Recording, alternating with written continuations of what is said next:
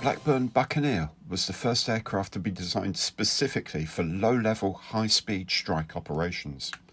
At the start of the Cold War, the UK was concerned by developments in the Soviet Navy, especially the Sverdlov-class cruiser.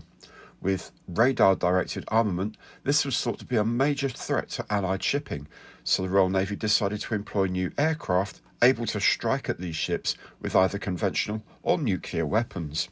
In 1952, specification NA-39 was issued for an aircraft capable of 550 knots, or over 1,000 kilometers per hour, at sea level with a combat radius of 400 nautical miles, or 740 kilometers, carrying a weapons load of 3.5 tons, including the Redbeard nuclear bomb. Designed by Barry Late, the Blackburn Project 103 won the tender, and the Blackburn Buccaneer was born, the first prototype, flying in 1958. The design applied the area rule to the fuselage to reduce transonic drag, resulting in the characteristic waist and bulge towards the rear fuselage. The long-tail air brakes are an integral part of this design, but in order to fit on the lifts of Britain's compact aircraft carriers, the nose radome could be folded back and the air brakes opened fully, reducing the overall length. The Buccaneer S1 entered service in 1963.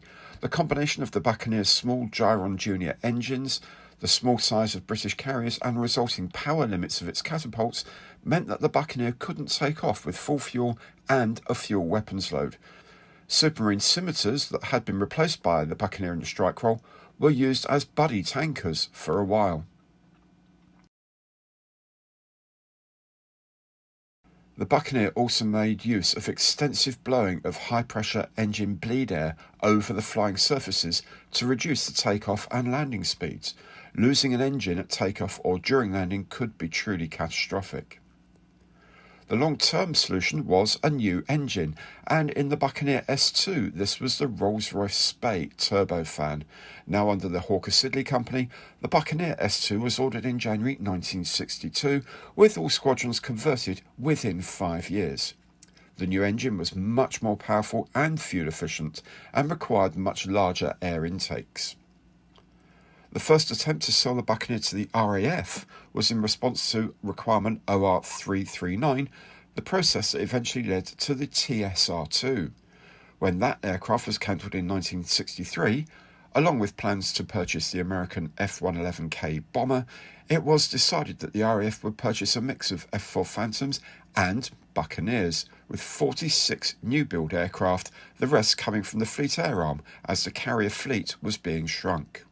The Buccaneer finally left Fleet Air Arm service with the decommissioning of HMS Ark Royal in 1978. The aircraft continued in service with the Royal Air Force in the low-level strike role. The loss of 2 aircraft from metal fatigue in the wings led to 60 aircraft being modified extensively, the remainder being scrapped. The last active use of the Buccaneer was during the Gulf War of 1991, where they provided laser target designation for Tornado aircraft, as well as performing their own bombing missions. The last Buccaneers were withdrawn from service in 1994. Numerous Buccaneers exist in museums in the UK and Ireland. At least 2, based in the Cotswolds at the former RAF Kemble, are in a condition to taxi and make powered runs on the runway. 3 aircraft, once flown by the South African Air Force, were airworthy at the Thunder City Company at Cape Town, but have been grounded since 2009.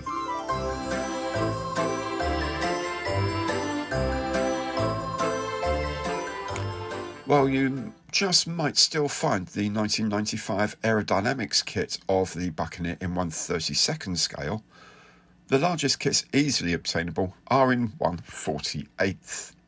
Airfix made one in 1994, released twice after that, but in 2022 came up with a very detailed new toolkit. More versions based on this are sure to follow. In 1/72nd scale, Airfix released a kit called the NA-39 before the name Buccaneer had even been made public.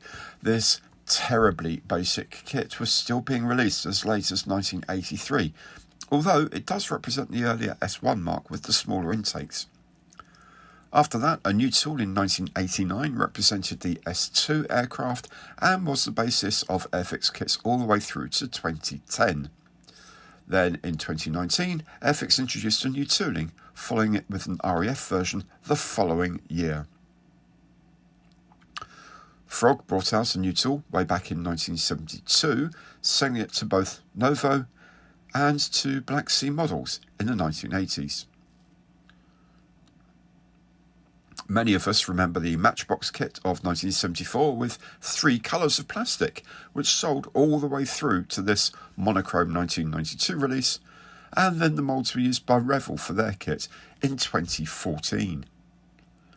In 2006, Checkmaster Resin brought out their new tool of the Buccaneer S2, with their most recent version in 2013. But if you want a proper S1 Buccaneer, your option really is this resin kit under the Scale Resin name, again from CMR, in 2016. Or you can go for an aftermarket conversion set such as this one from Aerocraft.